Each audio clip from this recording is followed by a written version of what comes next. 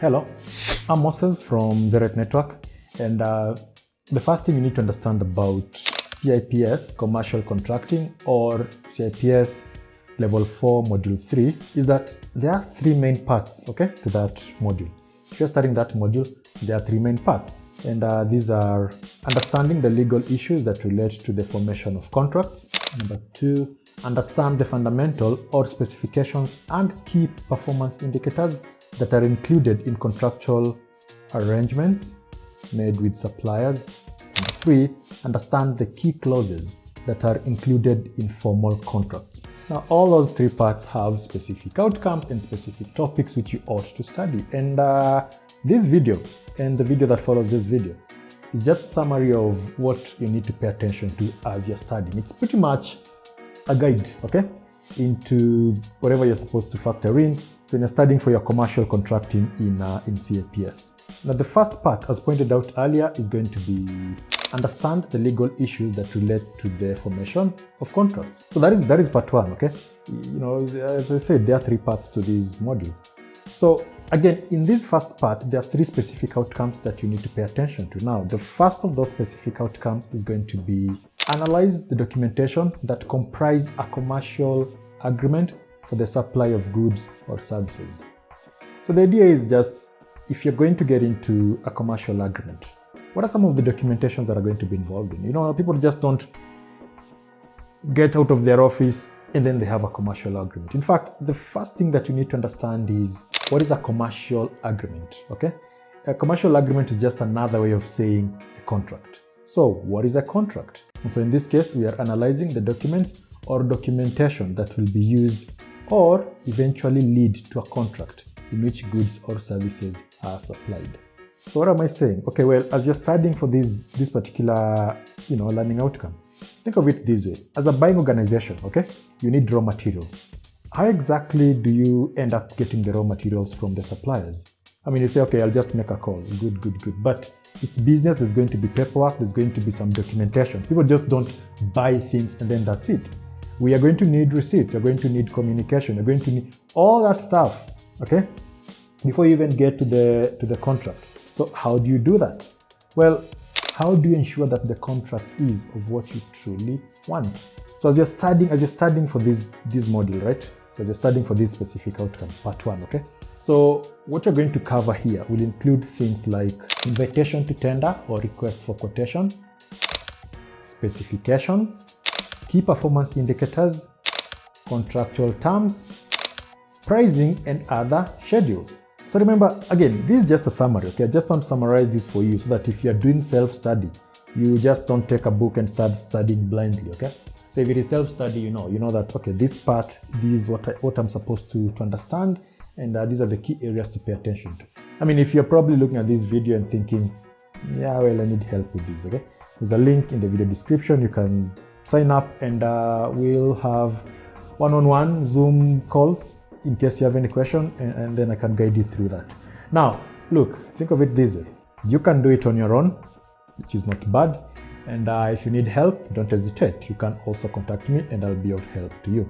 So let's move on with the summary. What exactly are you supposed to cover under these? First of all, in this particular video, which is part 1, we focus on three things: invitation to tender or request for quotation, specification, and key performance indicators. Remember the first question that we asked, what is a contract? Let's start by that. So what is a contract? So a contract is a legally binding agreement. Think of it that way, okay? So a contract is a legally binding agreement. So the question is, how do we get to that part where the agreement becomes legally binding? Now, the law of contract is concerned with basically 4 things. That is there a contract in existence? Is the agreement one which the law should recognize and enforce? When do the obligations of the parties come to an end? What remedies are available for the injured party if the other party fails to meet its contractual obligations? So as you're studying, okay, you need to understand all those ones. You need to find answers to those if you're trying to figure out if there is a contract between a purchaser and supplier. Remember, it doesn't just happen in an instant, okay? I mean, as much as you could be having rebuys, but even when you're rebuying something, you already had a contract in place. So the question is, how did you get to the point where you add a contract in place? So that is the first thing that you sort of need to figure out. A key requirement of a valid and workable commercial agreement is the clear statement and accurate alignment of exactly what the buyer wants and what the supplier is offering or agrees to supply. The question then becomes, how do you define or how do you communicate these requirements? Well, you're going to do it using things like specifications of various types, service level agreements, contract terms, key performance indicators or performance measures, which will be used to establish whether the requirements have been satisfactorily met. And so you need to know what all those are, okay? All those things. What exactly are they and how do they work? I mean, again, look, if you're studying, that is the first thing you need to figure out. Started with what is a contract. Remember, we are analyzing documentations that are going to be used to arrive at a contractual, a contract or a commercial agreement. So all those things are based on what exactly is a contract, a legally binding agreement. Good. How do you get to the part where you have an agreement? Let alone how do you even make it legally binding? How do you communicate that? So you need to know those things. Now, the other thing that you also need to understand as part of your study is regarding invitation to tender and request for quotation. So as far as quotations are concerned, if you're studying, as far as quotations are concerned, you need to know what is a quotation? When is it advisable to use one? And you're talking about scenarios like for low value, low risk purchases, you can use a quotation. Where the specifications and delivery terms are fixed, where suppliers have been pre-qualified, where a framework or dynamic purchasing system has locked down the contract terms and price is the only variable. So in those cases, a quotation will make sense. Again, look, I just want to remind you, okay? This is just a summary of the first learning outcome as far as commercial contracting is concerned. Basically, as far as your CIPS level 4 module 3 is concerned. Look, if you need any help, again, as I pointed out earlier, if you need any help, just sign up. You're either going to join a WhatsApp group, you're going to join my Zoom classes, basically the video classes, or, well, there is going to be help. So it's just a question of the degree to which you want to be engaged.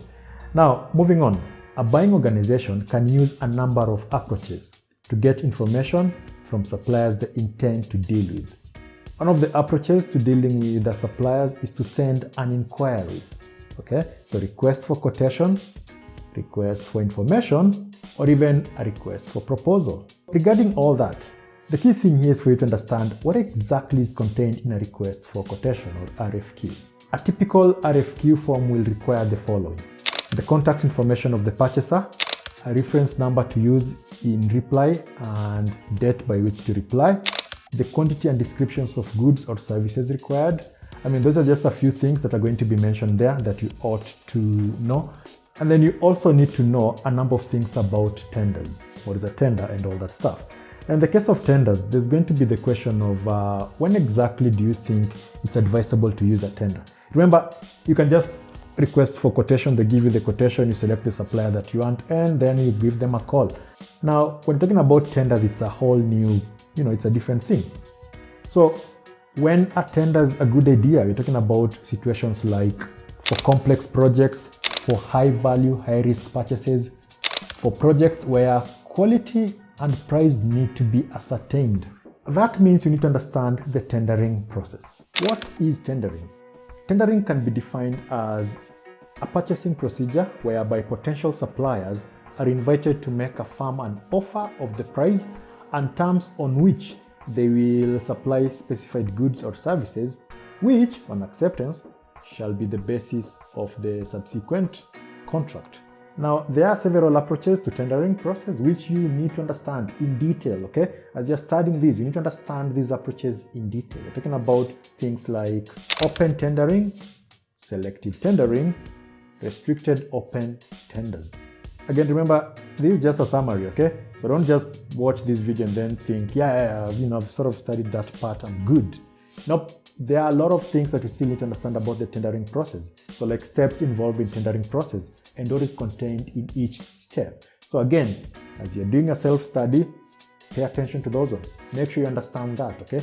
What are the steps involved in tendering process? Remember, all these things started just from understanding what a contract are, because this part, okay, analyzing the documentations that are going to be used or that are going to lead all the way to commercial agreements. Okay, it started with understanding what a contract is, and now you're talking about tenders. Because look, you're not going to get into a contract directly. Sometimes you need a tender. Okay, you need to do the tendering process. You need to understand who are the potential suppliers, and then you want those suppliers to send you their bids, because you did put out something called invitation to tender, and then you've gone through it, and then you've selected the suppliers that you think are qualified, and by accepting their bid, you discuss the terms, which means you get into a contract, sign the contract, and they start to supply. See, that's pretty much the process, but there are steps involved. You need to understand that. Now, the other thing that you need to know as you're studying for this particular part of your commercial contracting is specifications. Specifications can be defined as a statement of requirements to be satisfied in supply of product or service. So the first thing you need to know as far as the specifications are concerned, well, the first thing is knowing what specifications are. But after you've known what specifications are, you need to know the various types of specifications. Generally, the specifications can be classified into two broad categories. You're talking about conformance specifications and performance or functional specifications. Well, the thing at this point is to know the practical differences between the two, okay? Performance and conformance, as well as when you're going to use one. I mean, think of it this way. If you want a website and you know nothing about websites, then at least the thing that you know is you know what you want your website to do, right? And so you're going to tell the designer what you want the website to do. So that is performance. You just want it to perform this and that and that. As for how they're going to get there, you don't really care. On the other hand, you could be somebody who's tech savvy. You know the details regarding a website. You just want to build one. So you start telling them, I want you to use this particular coding language. I want you to use this particular hosting service. I want you to use this, font, color, blah. I mean, the point is, if you tell them exactly what you want them to do, then they ought to conform to those particular standards. Talking about conformance, okay? Again, details, man, details. So make sure you read all that stuff. But, it kind of just comes down to how serious you want to study for this level. So ensure you know that. Now, the next thing that you need to understand as far as that topic is concerned is why specification matters.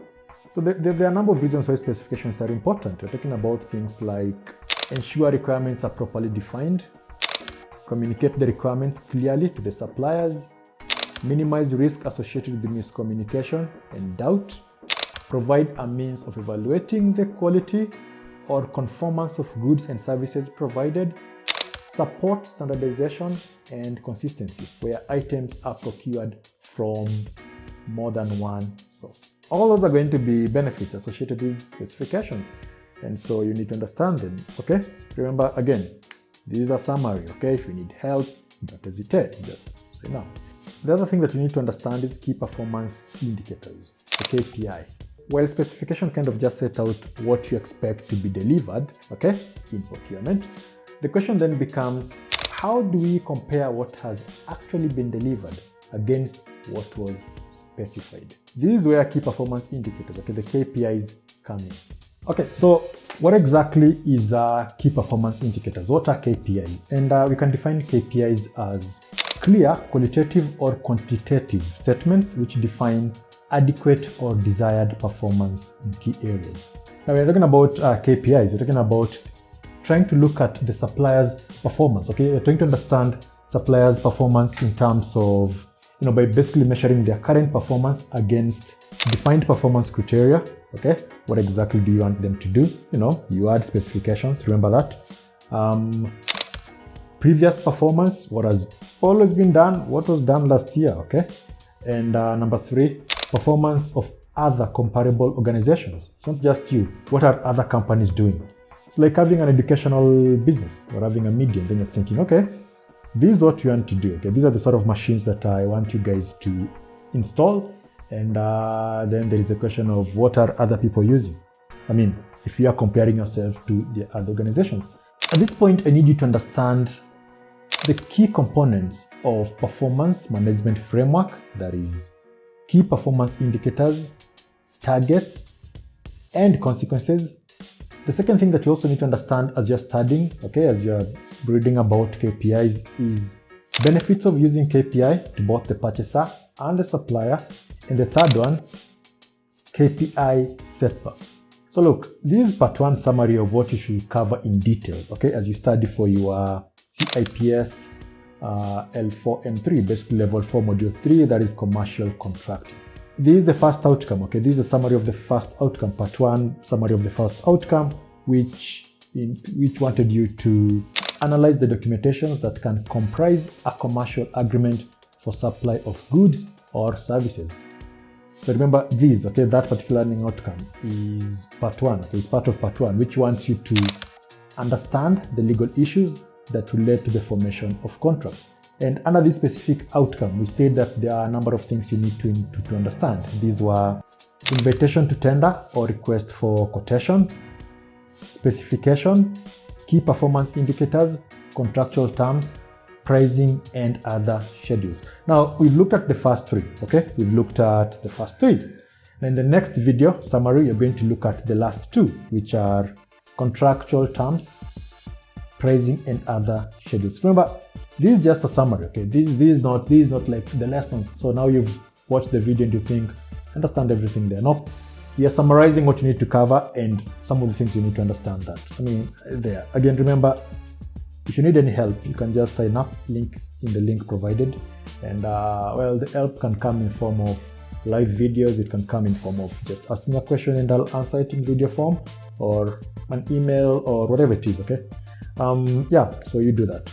I'm Moses from Zerite Network, and I'll see you in the next video.